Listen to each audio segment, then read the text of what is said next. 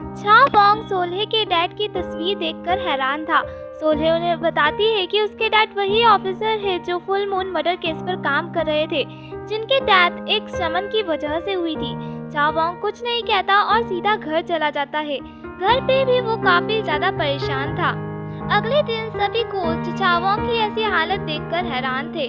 वो उसे बताते हैं कि आज उसका शूट है और शूटिंग करने के लिए लोग कभी भी घर पे आ सकते हैं। दूसरी तरफ हम हेसू को देखते हैं जो अपनी कार में था। तभी उसे एक कार ओवर स्पीडिंग करती हुई नजर आती है, जिसे देखकर वो समझ जाता है कि कार चलाने वाले ने ड्रग्स ले रखा है। वो उसे पकड़ता है जो कि एक काफी फेमस एक्टर था, जिस पर ऑफिसर कहते हैं कि ऐसे लोगों के ड्रग्स लेने के पीछे कई बड़े लोग होते हैं, जैसे दूसरे एक्टर्स, डायरेक्टर्स या फिर पॉलिटिशियंस। सीन फिर से अब छा वोंग की ओर शिफ्ट होता है, जहां उसके घर पे शूटिंग करने के लिए लोग आ चुके थे। वो सभी उसकी लाइफस्टाइल शूट कर रहे थे। यहाँ वो अपना सभी काम अकेले कर रहा था क्योंकि उसके एम्प्लॉयज तो गोस्ट थे। वो सभी वॉक के लिए बाहर आते हैं, जहाँ वो डिसाइड करते हैं कि छा वोंग अपनी मैजिक ट्रिक्स एक बच्चे को करके दिखाएगा जो वहीं अपने डॉग के साथ खेल रहा था। लेकिन वो बच्चा तो उसकी पोपट कर देता है और छा वोंग की सभी ट्रिक्स का पता भी लगा लेता है, जिस कारण छा वोंग की काफी बेइज्जती होती है। अब हम सोल्हे को देखते हैं जो एक न्यूज़ देखती है जिसमें 5 लोगों की मौत समुद्र में डूबने से हुई थी। उसमें से एक का चेहरा सोल्हे को जाना पहचाना लगता है और उस चेहरे को मिलाने पर उसे पता चलता है कि ये वही सीरियल किलर है और ये सीरियल किलर कोई और नहीं, वही मेंटली अनस्टेबल लड़का था।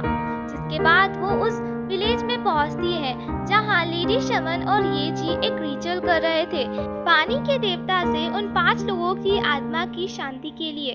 वो 5 बाउल में चावल भर के उसे एक कपड़े के सहारे समुद्र में डाल देते हैं। उसे बाहर निकालने पर जब वो उसे ओपन करके देखते हैं तो उसमें से 4 बाउल तो खाली थे, पर एक बाउल में चावल मौजूद थे। ये देखकर लेडी शमन समझ जाती है कि 4 लोगों की मौत हुई है, पर एक इंसान अभी भी जिंदा है।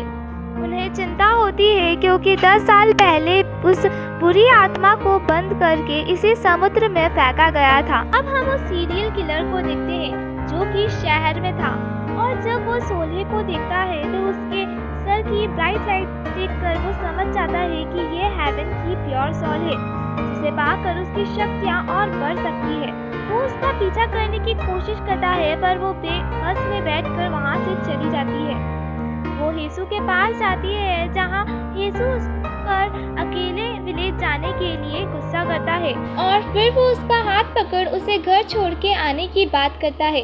ये सुनकर सोल्हे तो काफी ज्यादा खुश हो जाती है। अब हम छा वोंग को देखते हैं जिसे एक काफी फेमस के-पॉप आइडल के साथ काम करने का कॉन्ट्रैक्ट मिला था, जो कि चोई नाम की फेवरेट थी, जिस पर वो उसे कॉन्ट्रैक्ट साइन करने के लिए कहते हैं, पर वो मना कर देता है, जिस पर चोई नाम उसे अपनी तलवार से डराते हैं और छा वोंग को उसकी बात माननी पड़ती है।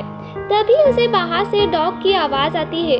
जब वो बाहर जाके देखता है तब वहाँ कोई नहीं था, लेकिन अचानक से उसके सामने वही के-पॉप आइडल आ जाती है जिसका नाम एरिस था। वो अंदर आते से ही एक्सरसाइज करने लगती है, जिसके बाद वो कुछ मैजिक प्रैक्टिस करते हैं।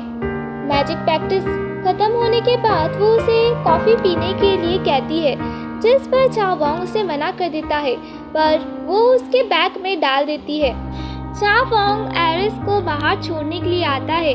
उसी समय सोल्हे और हेसू वहाँ से निकल रहे थे और हेसू का हाथ सोल्हे के कंधे पे था।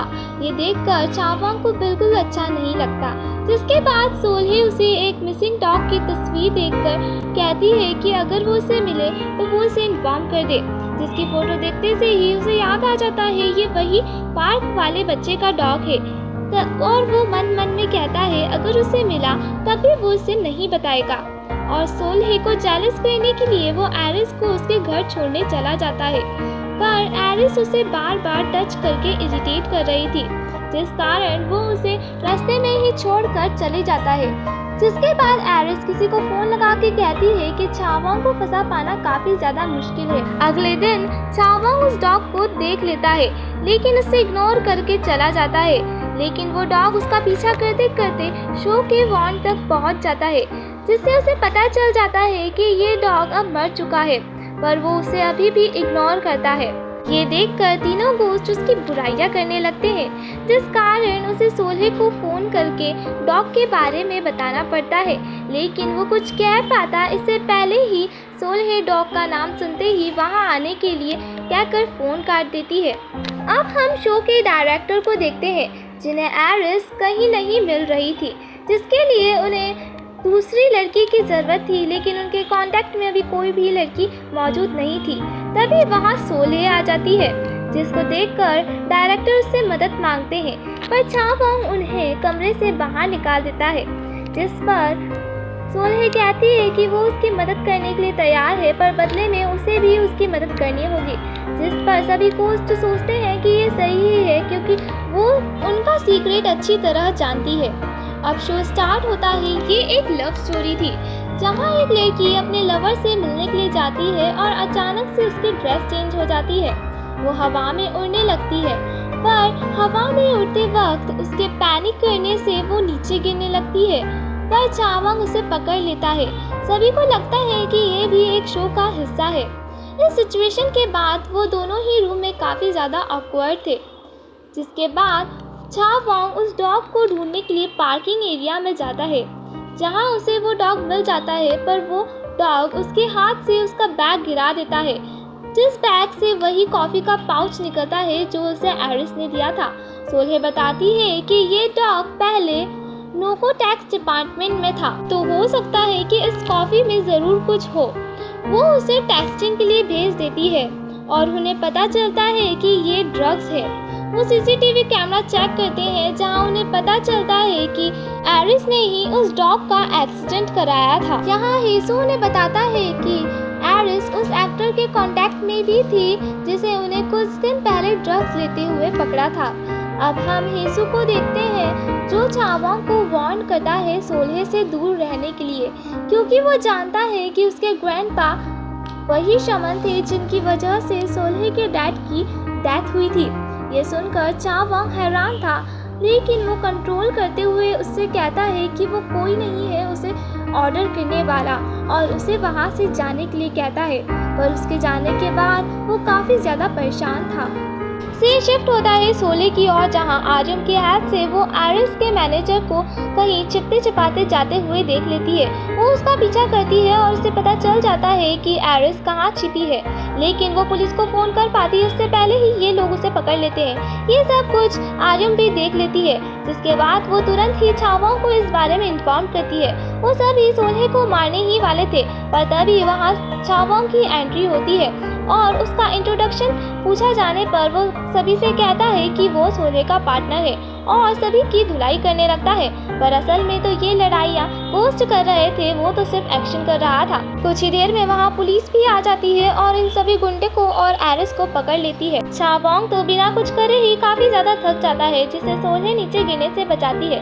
तभी वहाँ हेसू आता है और चावोंग से बात करने के लिए कहता है, लेकिन सोल्हे कहती है कि अभी उन्हें घर जाकर आराम करने की ज़रूरत है।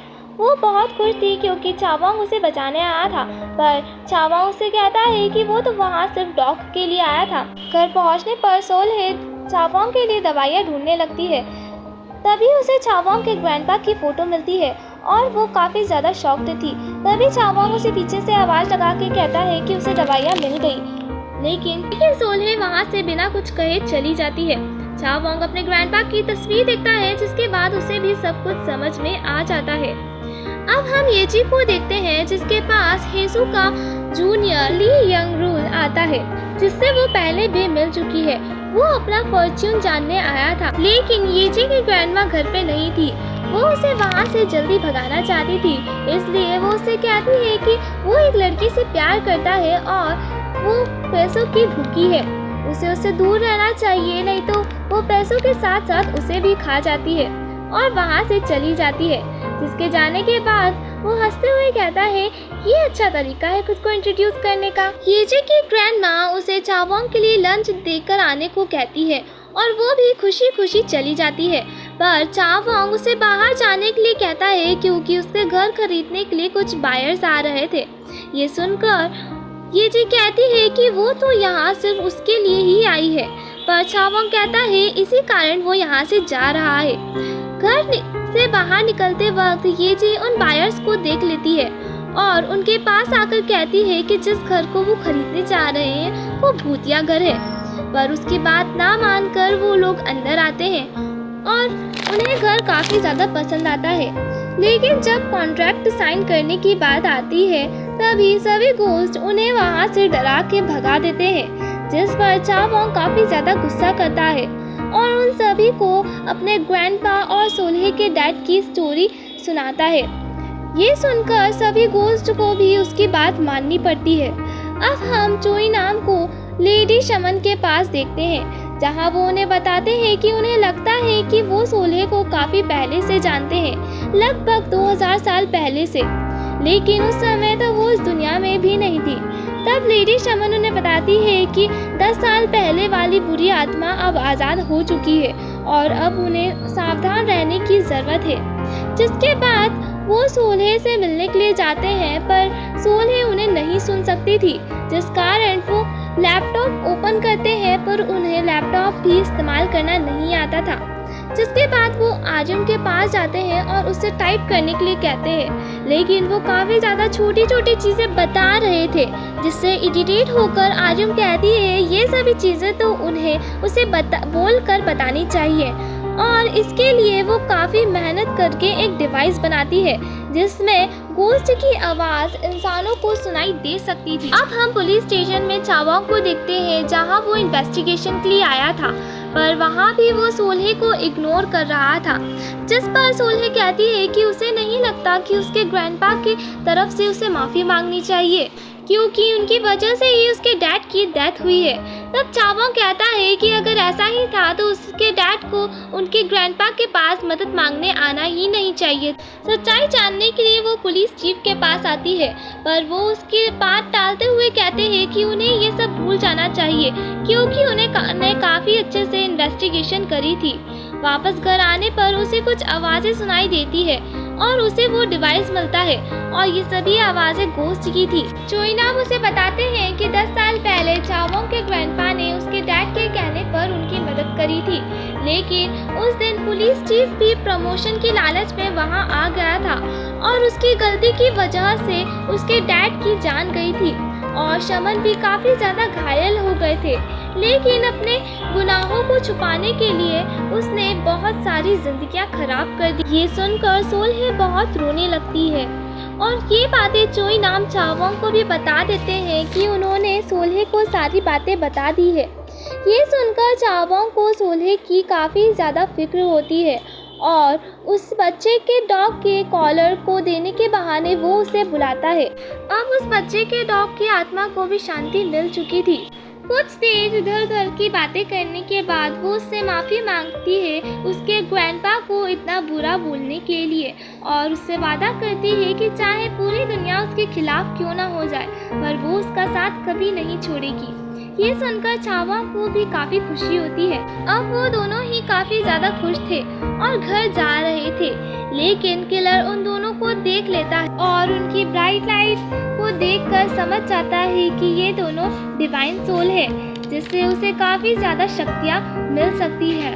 और उसकी इविल स्माइल के साथ हमारा ये पार्ट यहीं ख़त्म होता है। वीडियो अच्छी लगी हो तो वीडियो को लाइक करें और चैनल को सब्सक्राइब करें। बेल आइकन दबाना ना भूलें ताकि आप हमारी लेटेस्ट वीडियो के और नोटिफिकेशन सबसे पहले पा सकें। मैं इसी तरह के एक्सप्लेनेशंस की वीडियो लाती रहूँगी। तब तक के लिए बाय।